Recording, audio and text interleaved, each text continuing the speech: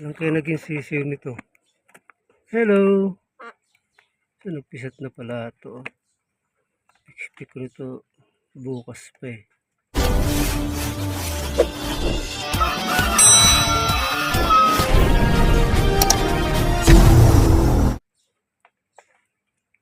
Ano ba ngayon? Martes? Ngayon ang expect ko nito ngayong araw. Kaso nagpisat na siguro ito kahapon. Ang sisiw niya. Ilan ang sisiw mo? Tingin. Patingin. Hindi, titingnan ko lang. Huwag ka maluka kahit titingnan ko lang sisiw mo. Kasi ililipat ko kayo ng kulungan. Ha?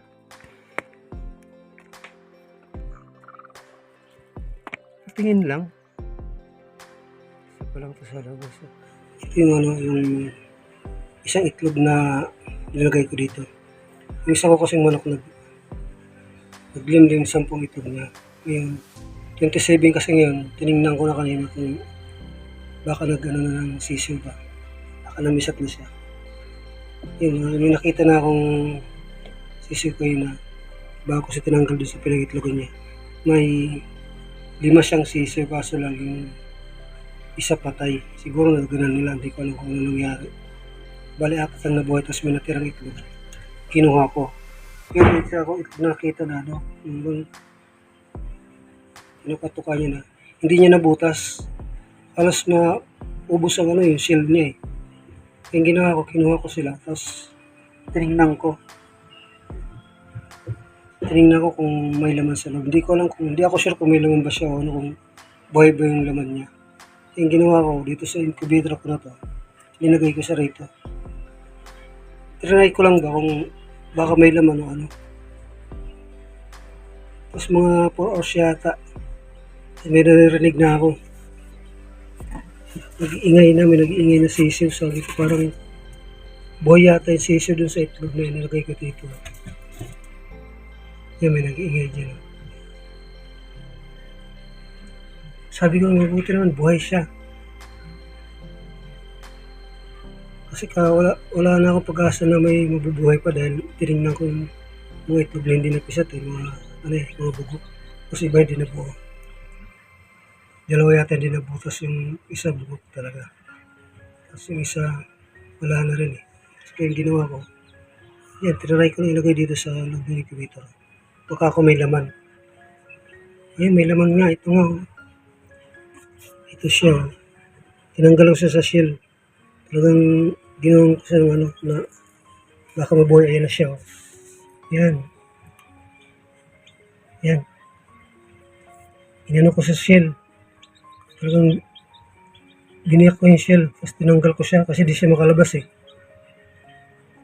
Matigas pala yung balot dun sa sa shell niya, yung pinakabalot dun sa parang plastic, hindi mabutas. Kaya yung ginawa ko, ginunting ko yan. Kaya linabas ko siya dyan. Ayun na siya. Buti na ang buhay. Yung 4 niya na kapatid doon, ang lalakas na. Ito ang natitira. May buhay ito.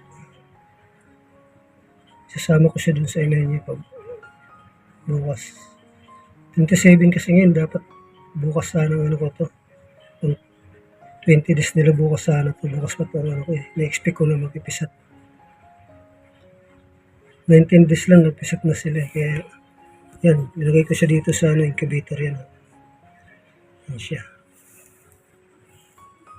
Buti na lang buhay. Andyan lang siya na. 10. Bali pang 6 siya na nag-episat. Kaso lang.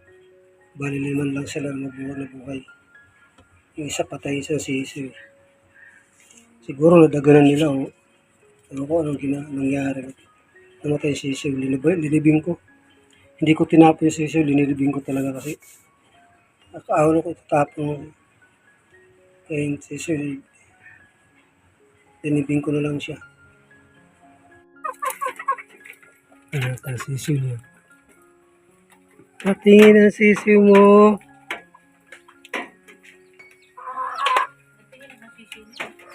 Ayan o. 5 nga eh. Pang 5 yung ito. Ito yung isa, oh. Lilinisan ko. Ito yung linagay ko kanina, oh. Yan, oh. Yan, oh. Ilan yung anak niya? Bali 5 na nga yan. Baka malaglag siya dito. Hindi, narangan ko na nga yan. Naraarangan mo, pati sarap, oh. Yan linagay ko kanina, oh. Huwag mo tukain. Yung 4, 1 day old na yan, eh. Ito, ano pa lang ito. Ilan sila? Alanganin pa ito, eh. Ilan sila? Ito yung pinano ko sa, ano, sa incubator. Hindi, ilan sila? Yung Dapat 6 yan, eh. 5 lang sila, o 4 lang. Diba? Apat yung nauna. Ito yung nahuli, oh. Nilagay ko sa incubator. Medyo malakas na siya. Damihan mo paglagay ng ganyan, oh. Oo nga, mamaya lalagyan ko yan. Damihan mo. Yan na, 5 na yung anak mo, ha. Ito yung naiwan mo. Hindi mo tinuloy pagbasag yung itlog niya. Dahil hindi mabuksan yung itlog niya dahil nung sa ano, yung nakabalat sa cell sa ilalim. Hingi naman itong pupupa na to. Bukas na siya, oh. Hindi siya huli. Dahil hindi niya nabasag yung ano, eh, pinakabalat dun sa cell, eh. Nabasag na yung cell, yung itlog. Pero yung sa loob, hindi niya na punit yung ano, parang plastic. Kaya ako nang pumunit. Ay, nagkita siya sa ano, eh, sa incubator. Kaya yan na siya ngayon, oh. 4 na araw ko kayo hindi mabibisita ngayon. Sa bukas. Punta kami ng Boracay. Kaya dadamihan ko na lang itong ano nyo. Sa kusot ng kahoy. Palot sini yata ito. Marami pa naman ako dyan. Dadagdagan ko na lang kayo mamaya, ha. Yan ang muli-muli, oh. Yan mo nang sisi mo dyan. Dapat 6 yan, eh. Namatay yung isa, eh. Hindi pala kung paano namatay, sisiw na, eh. Kaya linibing ko na lang siya sa lupa. Hindi ko sa linibing sa sisiw. Yan sa linibing yan. Diyan ko siya linibing. Kahapon. Yung inahon ko sila dun sa pinangitlogan niya. Babay muna, 4 days na hindi ko kayo maalagaan. So, dadamihan ko na yung pagkain niyo. Saka yung tubig. Siguro sa loob ng 4 days, di naman siguro yan maubos ka agad.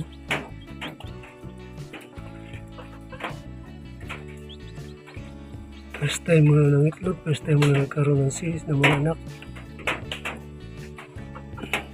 Thank you. Salamat sa mga sisiyo mo pala. Texas din yan, eh. Kaya naalagaan ko sila mga kasi kahit pa paano, eh, may pagkukunan ako ng lahi. Thank you, Siwa.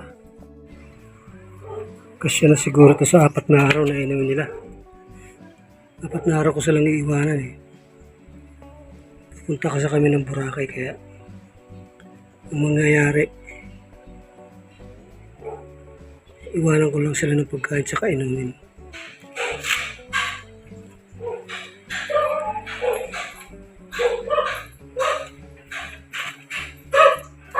Ito kasi yung taon na to, August pa lang. Almost 8 months. Almost 8 months ang nabawas sa manok ko, 5. Hindi naman sila napiste pero karoon sila ng sakit na mahirap pala gamutin. Yung yung liig nila parang nag-lock. Parang humaba ang liig na hindi na sila Hindi na nila maibalik ang league nila kung paano normal ba na babalik. Umaba ang league nila eh. Tapos parang nalumpo pa. Kahirap, ang tagal hindi ko nagamot.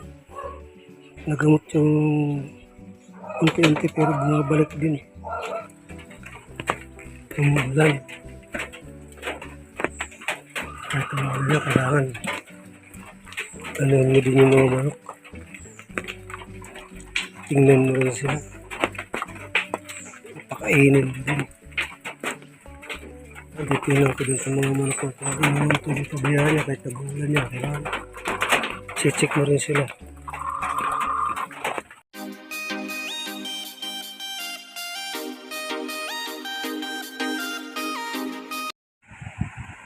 Ito pala yung sa Boracay oh. Yan.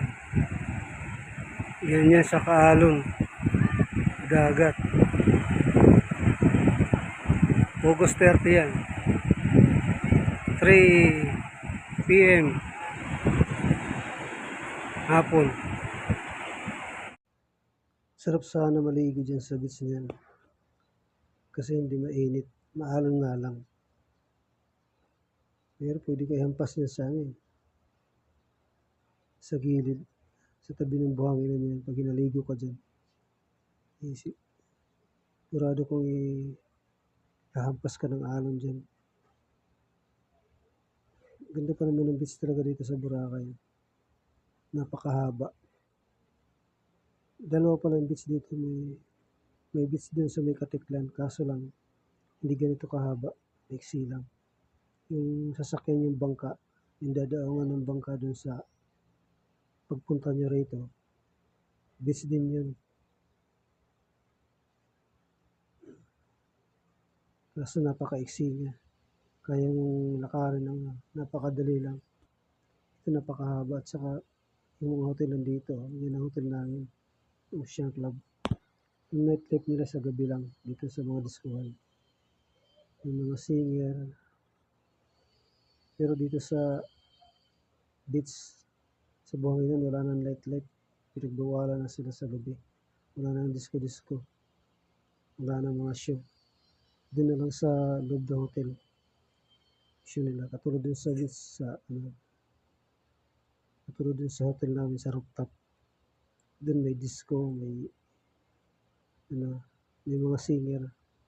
Yun lang ang uso ngayon dito sa beach, sa mga hotel. Yung mga singer. Yung mga singer sila at saka yung mga kainan nila. Saka mahal pala dito yung bilihin ng pagkain. Napakamahal dito sa lahat yata ng bilihin dito mahal eh. Kahit sa 7-Eleven napakamahal ng presyo. Kaya pag pupunta ka rin talaga may pang-budget ka talaga na malaki. Hindi po pwede yung pupunta ka lang katulad sa atin mura lang. Ito mahal talaga yung mabilihin nila dito. Pwede mo arkilahin yung mga bangkang dilayag na yan. Yung bangkang dilayag na pwede mo arkilahin yan. Ganda sana ng arkila ngayon kasi maalon. Yung lang mapatakbo sa kalay, alon eh.